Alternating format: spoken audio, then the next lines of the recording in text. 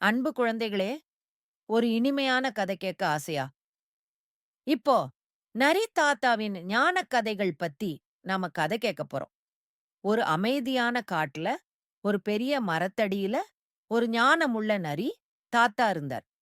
அவரோட உரோமங்கள் எல்லாம் வெள்ளையா, பளபளன்னு இருக்கும். அவர் நெறைய கதைகள் சொல்லுவாரு. குட்டி முயல், குட்டி அணில், குட்டி கரடி எல்லாம் அவர் சொல்ற கதைகள கேட்க ரொம்ப ஆசையா, அமைதியா அவர் பக்கத்துல வந்து உட்காரும். நரி தாத்தா மெதுவா கண்ண மூடி, ஒரு புன்னகையோட கதை சொல்ல ஆரம்பிப்பார். அடேங்கப்பா!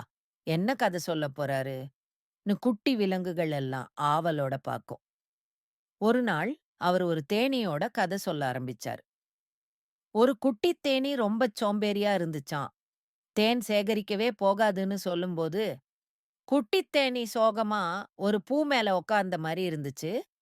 ஆனா, அதோட நண்பர்கள் எல்லாம் கஷ்டப்படும்போது, இந்த தேனீயும் ஒண்ணா சேர்ந்து வேலை செஞ்சுச்சாம். அப்பதான் ஒண்ணு சேர்ந்து உழைச்சா பெரிய காரியங்கள சாதிக்கலாம்ன்னு புரிஞ்சுகிட்டுச்சாம்ன்னு நரி தாத்தா சொன்னார். அப்போ தேனீக்கள் எல்லாம் ஒண்ணா சேர்ந்து சந்தோஷமா தேன் சேகரிச்சுக்கிட்டு இருந்துச்சு. அடுத்து நரி தாத்தா ஒரு குட்டி குரங்க பத்தி கதை சொல்ல ஆரம்பிச்சார். ஒரு குட்டி குரங்கு தன்னோட நண்பர்களுக்கு தெரியாம ஒரு மரத்துல இருந்து ஒரு பெரிய பழத்த திருட ஆசைப்பட்டுச்சாம்.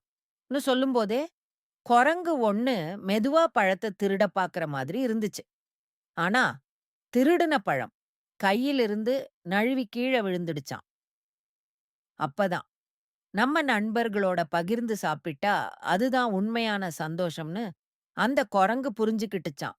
ன்னு நரி தாத்தா சொன்னார். குட்டி குரங்கு வருத்தமா தலைய குனிஞ்சுச்சு. குட்டி விலங்குகள் எல்லாம், ஓஹோ!